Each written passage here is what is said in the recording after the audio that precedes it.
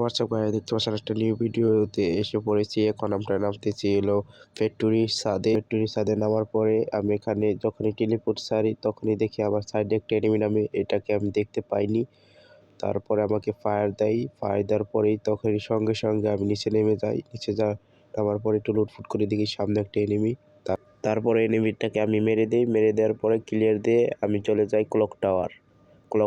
তারপরে সামনে দেখি একটা এনিমি, তারপর ওটাকেও আমি মেরে দিই। মেরে দেওয়ার পরে একটু সামনে যেয়ে পরে দেখি একটা এনিমি, ওটাকে মেরে দিই। মেরে দিয়ে ফিনিশ করে দিয়ে তারপরে দেখি আরেকটা এনিমি চলে আসছে। তারপরে ওটাকে এক গুলি করে মেরে ফেলি।